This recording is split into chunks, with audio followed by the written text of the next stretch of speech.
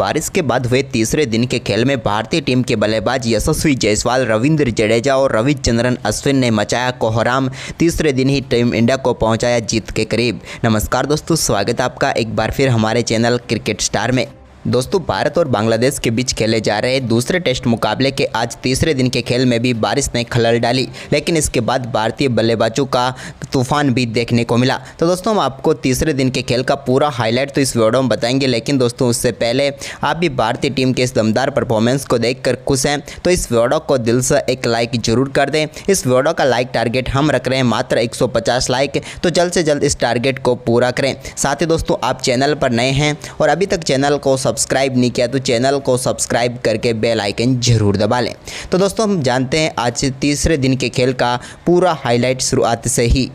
तो दोस्तों, आज तीसरे दिन के खेल में भी शुरुआत में बारिश ने खलल डाली, जिसके चलते पहले सत्र का खेल पूरी तरह से धुल गया। इसके बाद दूसरे सत्र में थोड़ा सा खेल हुआ, जिसके चलते भारतीय टीम की तरफ से ऋषभ पंत और यशस्वी जायसवाल ने अपने स्कोर को आगे बढ़ाना शुरू किया। भारतीय टीम ने दूसरे दिन के अपने 216 रनों के स्कोर को आगे बढ़ाया। तो इस दौरान यशस्वी जायसवाल की दमदार बल्लेबाजी देखने को मिली और आज के दिन के पहले ओवर की तीसरी गेंद पर ही एक थोड़ी सी शॉर्ट गेंद पर पुल के जरिए बैकवर्ड्स का लेग के ऊपर से गेंद को छक्के के लिए बाउंड्री लाइन के पार भेजकर आज के दिन का पहला छक्का जड़ दिया। इसके बाद स्पिन गेंदबाजी अटैक के सामने भी उन्होंने शानदार बल्लेबाजी की और लॉन्ग ऑन के ऊपर से एक और शानदार छक्का आज के दिन के दूसरे ओवर में भी उनके बल्ले से देखने को मिला। दूसरे छोर से ऋषभ पंत सिर्फ यहां पर यशस्वी को ही स्ट्राइक देते हुए नजर आ रहे थे और इसी बीच यशस्वी जायसवाल ने आज के दिन के 7वें ओवर में एक और शानदार चौके के साथ ही दमदार बल्लेबाजी करते हुए अपना शानदार शतक पूरा कर लिया और भारतीय टीम के लिए एक और बल्लेबाज ने महत्वपूर्ण पारी खेल डाली और यशस्वी ने दमदार बल्लेबाजी करते हुए अपना बेहतरीन शतक पूरा किया।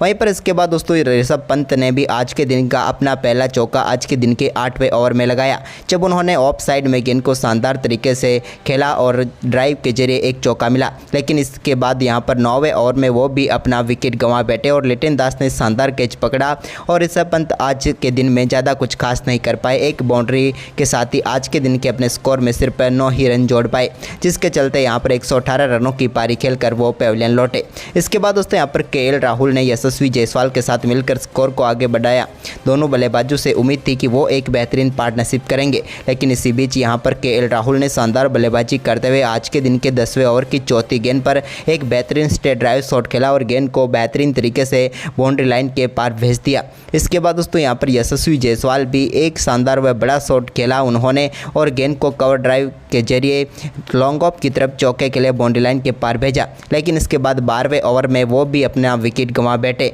और स्लिप में खड़े नजमुल हसन शांतो के हाथ में कैच थमा बैठे और यशस्वी भी शानदार पारी खेलकर पेविलियन लौट गए।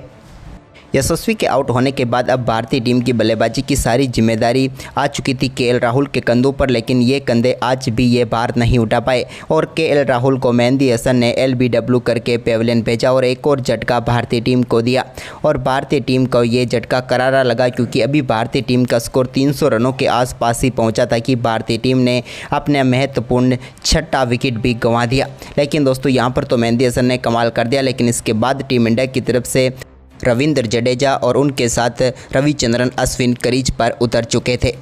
वहीं पर भारतीय टीम का स्कोर पहुंच चुका था 300 रनों के पार, लेकिन इसके बाद आज के दिन के 16वें ओवर में रविचंद्रन अश्विन ने एक शानदार शॉट खेला और गेंद को पंच के जरिए कवर व पॉइंट के बीच में से गैप में डाला और चौके के लिए बाउंड्री लाइन के पार भेजा। तो वहीं पर रविंद्र जडेजा ने तो अपना आक्रामक खेल दिखाया और उन्होंने शानदार तरीके से गेंद को सामने की तरफ खेला और 1 बाउंस चौके के लिए स्ट्रेट बाउंड्री को टारगेट करते हुए गेंद को बाउंड्री लाइन के पार भेज दिया। तो वहीं पर आज के दिन के 17वें ओवर में भी एक बार फिर से शानदार बल्लेबाजी करते हुए रविचंद्रन अश्विन ने अपना दम दिखाया और गेंद को एक बार फिर से शानदार तरीके से पंच किया और चौके के लिए बाउंड्री लाइन के पार भेजकर आज के दिन का अपना एक और शानदार चौका जड़ दिया। वहीं पर इसके बाद दोस्तों आज के दिन के 18वें ओवर में रविंद्र जडेजा के सामने हसन महमूद ने एक शॉर्ट गेंद डाली, जिसको सीधे स्क्वायर लेग के ऊपर से स्टैंड में डिपॉजिट कर दिया रविंद्र जडेजा ने और 72 मीटर का शानदार छक्का जड़ दिया। तो वहीं पर इसके बाद रविचंद्रन अश्विन ने भी जब 20वां ओवर हसन महमूद डालने आए तो इस ओवर में एक शानदार कवर ड्राइव शॉट खेला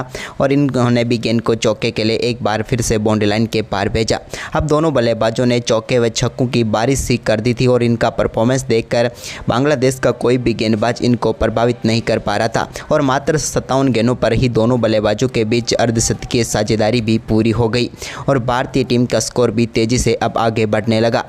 वहीं पर इसके बाद 21वें ओवर में गेंदबाजी अटैक पर लगाया गया साकिब अल हसन को। तो साकिब अल हसन के 21वें ओवर की पहली गेंद पर रविंद्र जडेजा ने गेंद को फाइन लेग की तरफ धकेला और चौका मिला रविंद्र जडेजा को और यहां पर ख़राब शुरुआत कर दी साकिब अल हसन ने। इसके बाद यहां पर साकिब अल हसन के ओवर की ही चौथी गेंद पर एक और बड़ा शॉट यहां पर आर अश्विन के बल्ले से देखने को मिला और उन्होंने अपनी पारी का पहला छक्का जड़ दिया जब गेंद को उन्होंने मिड विकेट के ऊपर से बाउंड्री लाइन के पार भेजा। इसके बाद रविंद्र जडेजा ने भी अपनी पारी का दूसरा छक्का 23वें ओवर में लगाया जब साकिब अल हसन एक बार फिर से ओवर डालने आए तो उनकी गेंद को उन्होंने भी डीप मिड विकेट के ऊपर से स्टैंड में भेजकर एक और शानदार छक्का जड़ दिया। रविंद्र जडेजा और रविचंद्रन अश्विन जिस प्रकार की बल्लेबाजी कर रहे थे साकिब कुछ कर नहीं पा रहे थे क्योंकि साकिब के इसी ओवर की तीसरी गेंद पर भी एक और सामने की तरफ शानदार शॉट लगाया और इस बार भी गेंद को वन बाउंस चौके के लिए बाउंड्री लाइन के पार भेजा रविंद्र जडेजा ने। वहीं पर आज के दिन के 25वें ओवर में रविचंद्रन अश्विन ने शानदार तरीके से मिड विकेट की तरफ शॉट खेला और 2 रनों के साथ अपना बेहतरीन अर्धशतक पूरा कर लिया। इनकी अर्धशतक की टीम को काफ़ी ज़्यादा उम्मीदें थी और आज के मुकाबले में मात्र 56 गेंदों पर ही अपना अर्धशतक पूरा किया रविचंद्रन अश्विन ने। तो रविंद्र जडेजा भी कहाँ पीछे रहने वाले थे, उन्होंने भी एक और शानदार बड़ा शॉट खेला सामने की तरफ और एक बार फिर से चौके के लिए गेंद को बाउंड्री लाइन के पार भेजा। तो वहीं पर रविचंद्रन अश्विन ने एक स्वीप शॉट जिस पर भी उन्होंने फाइन लेग की तरफ गेंद को बाउंड्री लाइन के पार भेज दिया। अब 27 ओवर आज के दिन के पूरे हो चुके थे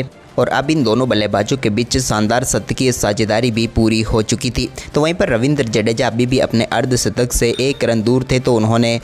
गेंद को यहाँ पर सिर्फ पुल किया और सिंगल के लिए ही धकेल कर अपना अर्धशतक पूरा कर लिया। रविंद्र जडेजा ने अपने अर्धशतक के लिए मात्र 45 गेंदों का ही सामना किया। दोनों बल्लेबाजों की ये बल्लेबाजी भारतीय टीम के स्कोर को अब 400 रनों की तरफ लेकर जा रही थी, यानी कि 400 रनों से अब भारतीय टीम सिर्फ 10 रन ही दूर थे। तभी रविंद्र जडेजा ने एक और बड़ा शॉट खेला और गेंद को एक बार फिर से यहां पर बैक फुट से मिड विकेट की तरफ भेज दिया और गैप में डालकर एक और चौका टीम के लिए बटोर लिया। रविंद्र जडेजा की बल्लेबाजी अब रविचंद्रन अश्विन से भी थोड़ी आक्रामक नजर आ रही थी क्योंकि उन्होंने 28वें ओवर में भी एक और कवर ड्राइव शॉट खेला और इस पर भी गेंद को चौके के लिए बाउंड्री लाइन के पार भेजा। इसके बाद आज के दिन का 31वां ओवर डालने आए मेहंदी हसन तो उनकी गेंद पर भी ये शानदार तरीके से मिड विकेट के ऊपर से ही गेंद को टारगेट करते हुए रविचंद्रन अश्विन ने एक और शानदार छक्का जड़ दिया। रविचंद्रन अश्विन के इस छक्के के साथ ही अब दोनों बल्लेबाजों के बीच ये पार्टनरशिप 150 रनों के पार पहुंच चुकी थी। इसके बाद एक और कट शॉट के जरिए रविचंद्रन अश्विन ने भी शानदार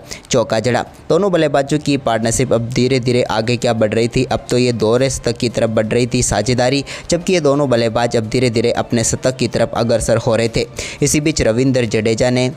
तेजुल इस्लाम की एक और गेंद को बड़े शॉट के लिए खेला और इस बार गेंद को फिर से छक्के के लिए बाउंड्री लाइन के पार भेजा। वहीं पर दोस्तों आज के दिन के 39वें ओवर में भी एक और चौका यहां पर देखने को मिला रविचंद्रन अश्विन के बल्ले से, जब उन्होंने शॉट तो बड़ा खेला लेकिन गेंद यहां पर सीधे गई 2 बाउंस चौके के लिए। तो वहीं पर रविचंद्रन अश्विन अब अपने शतक के बेहद करीब पहुंच चुके थे और ये पार्टनरशिप 183 रनों की हो चुकी थी। तभी उन्होंने एक और बड़ा शॉट यहां पर खेलने का निर्णय लिया और ये बिल्कुल सफल हुआ जब उन्होंने लॉन्ग ऑफ के ऊपर से गेंद को चौके के लिए बाउंड्री लाइन के पार भेज दिया। अब रविचंद्रन अश्विन पहुँच चुके थे 98 रन पर, यानी कि अपने शतक से मात्र 2 ही रन दूर थे, लेकिन इन्होंने शतक भी अपने ही अंदाज में पूरा किया और गेंद को मिड विकेट के ऊपर से छक्के के लिए बाउंड्री लाइन के पार भेजा और इस छक्के के साथ ही शानदार बल्लेबाजी करते हुए रविचंद्रन अश्विन ने मात्र 90 गेंदों पर ही अपना शानदार व तूफानी शतक ठोक दिया और भारतीय टीम के स्कोर को 460 रनों के पार पहुंचा दिया। इसके बाद दोस्तों रविंद्र जडेजा भी अब 92 रनों पर बल्लेबाजी कर रहे थे, तो वो भी अपने शतक से ज़्यादा दूर नहीं थे। वहीं पर आज के दिन के 45वें ओवर में उन्होंने भी एक बार फिर से गेंद को बैकफुट से खेला और इस बार गेंद को स्क्वायर की तरफ चौके के लिए बाउंड्री लाइन के पार भेजकर अपने स्कोर को 96 रनों तक पहुंचा दिया। लेकिन शतक तो इन्होंने भी रविंद्र जडेजा ने भी छक्के के साथ ही पूरा किया। गेंद को लॉन्ग ऑन के ऊपर से 6 रनों के बाउंड्री लाइन के पार भेजा और चला दी मैदान पर अपनी तलवार और ठोक दिया एक और तूफानी शतक और इनका शतक आया मात्र 78 गेंदों पर। इन दोनों बल्लेबाजों के तूफानी शतकों की बदौलत अब भारतीय टीम का स्कोर 470 रनों तक पहुंच गया था। लेकिन दोस्तों आज के दिन के खेल में ज़्यादा समय बचा नहीं था क्योंकि एक बार फिर से बारिश शुरू हो गई और इसके बाद बारिश रुकी नहीं, तो 45 ओवर के खेल की समाप्ति आज के दिन हुई जिसमें भारतीय टीम के बल्लेबाजों ने 254 रन ठोक दिए और भारतीय टीम को विशाल स्कोर तक पहुंचा दिया। लेकिन इन दोनों बल्लेबाजों ने शानदार शतक ठोककर भारत को मजबूत स्थिति में पहुंचाया। तो आपको इन दोनों की बल्लेबाजी कैसी लगी, हमें अपनी राय कमेंट बॉक्स में ज़रूर दें। धन्यवाद।